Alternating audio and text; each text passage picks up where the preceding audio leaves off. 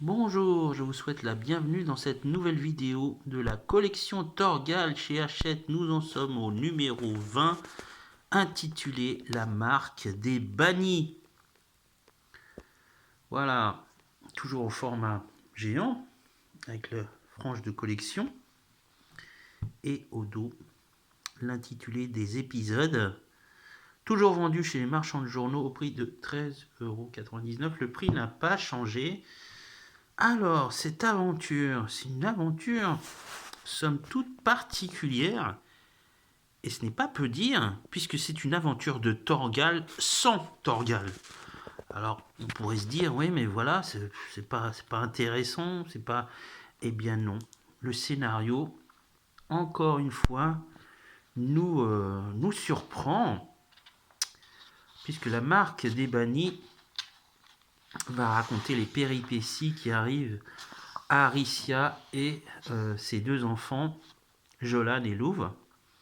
Donc au début de cette aventure, nous avons les femmes du village qui attendent les hommes, qui ne sont toujours pas de retour. Et vous allez voir pourquoi dans la suite de cet épisode. Donc là, ils sont réunis, ils sont en train de parler de leurs hommes. Et Aricia, bien sûr, trouve que les Vikings devraient changer de politique au lieu de s'attaquer aux peuplades étrangères. Et pendant ce temps, nous voyons quelqu'un qui est pourchassé par des loups. Alors, qui est cet étrange individu dans la nuit, pourchassé par des loups, qui a failli se faire manger par eux? Eh bien, au lendemain, nous voyons Jolan et Louve qui se promènent. Et ils sont interpellés. Là, on voit que Louve et Jolan s'entraînent, enfin s'amusent. Lui utilise ses pouvoirs pour amuser sa petite sœur. Et nous avons Meuf, le chien, qui aboie. Donc Jolan va voir ce qui se passe et constate que sa petite sœur parle avec les loups. C'est une des capacités que cette petite a. Elle peut communiquer avec les loups. Et apparemment, les loups partent. Et la petite vient voir son frère en lui disant, ben voilà, les loups me disent qu'ils ont essayé de manger un individu qui est au-dessus des rochers, il est blessé. Donc Jolan le sauve, avec la petite Louve et Meuf. Et le jeune homme rentre au village. Une des femmes qui discutait avec Aricia au coin du feu, la voilà, c'est la mère de ce jeune homme qui s'appelle Eric. Et cette femme, c'est Vigrid, c'est sa mère. Alors ils amènent le jeune homme, et ce dernier raconte ce qui lui est arrivé. En fait, il était avec les hommes du village, et ils ont été attaqués par un pirate. Et Eric raconte que ce pirate, c'est Chegan sans merci, accompagné de Chris de Valnor. Il raconte les péripéties, ce qui leur est arrivé. Les bateaux ont été brûlés et les hommes ont été capturés. Il révèle en fait le vrai nom de Chegan et il le dit, c'est Torgal. Bien sûr, Aricia est surprise. La voilà auprès des autres femmes vikings. Et là, elles s'énervent. Elles disent, eh bien voilà, elles veulent que qu'Aricia passe en jugement. Elle doit être jugée, ce qu'on appelle le Verguild, le prix du sang. Donc elle passe devant un conseil. Et donc elle va être condamnée à avoir la marque des bannis. Ils vont être bannis. Et elle va être marquée au fer rouge, voilà, devant ses enfants et son ami Solveig. Donc elle retourne dans sa maison et elle a été condamnée à partir à l'aube sans rien. Et les femmes du village pénètrent dans sa maison et lui volent tout ce qu'elle a, les bijoux, les provisions, tout. Voilà. Et la pauvre Aricia doit partir. Voilà, elle est chassée, elle est bannie. La seule qui a un peu de compassion, c'est son ami Solveig qui pleure son départ. Voilà. C'est plutôt dramatique, hein. C'est assez sombre. Et là encore, on en apprend un peu sur la culture des Vikings. Donc ils partent, mais Solveig est revenu les rejoindre et leur a donné des vivres et un cheval.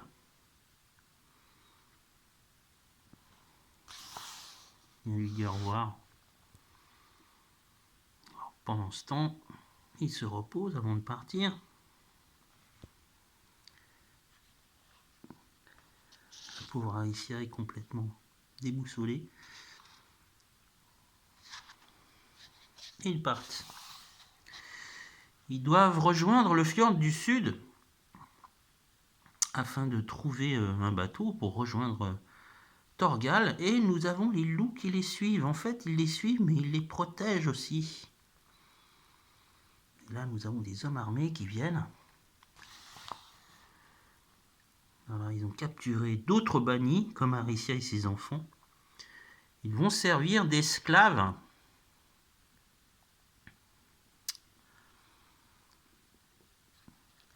Alors, un des hommes essaie de les capturer, un des gardes. Mais Aricia ne se laisse pas faire. Et les hommes sont attaqués par les loups. Et oui, les loups protègent la petite louve. Les gardes essaient de fuir. Et nous avons les prisonniers, donc l'homme et le jeune homme, qui parviennent à se délivrer et à tuer les gardes. Voilà. Louve est protégé par les loups. L'homme est un peu... c'est un voleur apparemment, mais aussi un banni. Meuf a été blessée.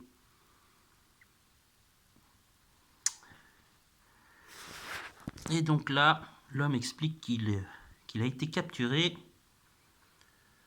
par des soldats pour devenir esclave. Et là, Jolan fait la connaissance du jeune homme qui s'appelle Darek. Voilà.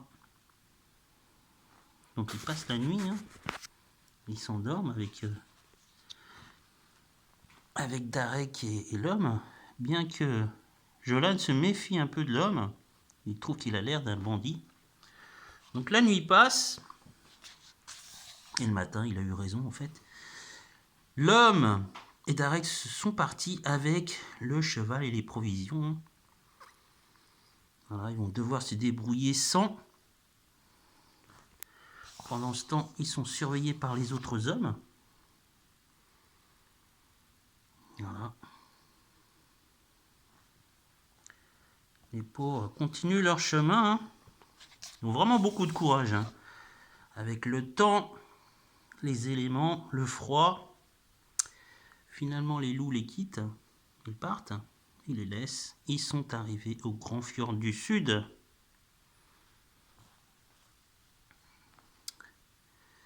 Là, Jolan a pris les bijoux de sa mère pour acheter une barque. Mais il ne parvient pas à... Il n'arrive pas à convaincre les pêcheurs de leur vendre une barque. Donc il est un peu dépité, il part. Et là, qu'est-ce que nous avons? Darek qui a retrouvé la trace de Jolan. Pendant ce temps, Aricia et Louve sont à l'abri. Et Darek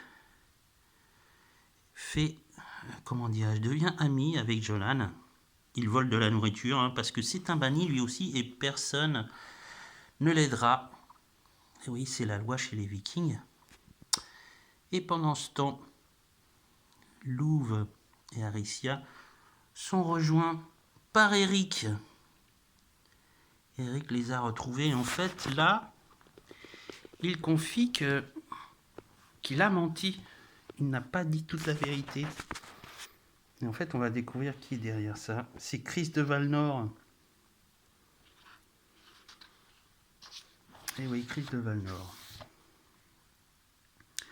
Donc Jolan et Darek rejoignent l'endroit où se trouvent Aricia et Louve. Et là, ils constatent qu'elles sont parties. Et qu'Eric a été tué d'une flèche dans le dos. On se doute bien par qui. Et donc là, il va falloir qu'il retrouve Aricia, qui a été capturée en fait par le marchand d'esclaves qui s'appelle le Byzantin. Donc Jolan part, il part les retrouver, hein, parce le Byzantin est en fait vit dans un fort, un château, pas vraiment, c'est plutôt un fort près de la mer. Et il y va avec Darek. Le voilà le fort. Voilà l'endroit où il y a tous les esclaves vikings, dont les hommes du village. Le voilà, le Byzantin. Et en fait, il fait affaire avec Chris de Valnor. Et cette dernière va en fait utiliser Aricia comme esclave personnelle. Voilà. Pendant ce temps, elle essaie de lui donner à manger pour qu'elle soit en pleine forme. Et elle veut prendre la petite comme esclave afin que Aricia l'obéisse au doigt et à l'œil.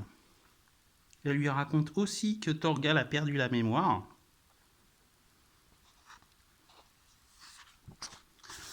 Voilà. Donc au final, eh bien, malgré tout, Jolan, comme son père, eh bien, il va prendre son courage à deux mains et les deux vont prendre d'assaut le château. Voilà, ils vont prendre le château. Là, on a le Byzantin qui parle avec son homme de main Arcadès.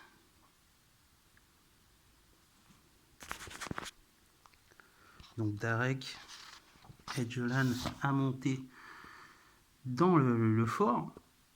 Et les deux ensemble vont essayer de délivrer les hommes du village. Voilà. Grâce à ses pouvoirs, Jolan parvient facilement à mettre hors d'état de nuire les gardes. Voilà. Il retrouve les hommes et les délivre. Voilà. Et les autres vikings vont délivrer les femmes et les enfants aussi. Darek retrouve sa sœur qui avait été capturée aussi par le Byzantin, Léla. Et le petit Jolan va à la rescousse de sa mère.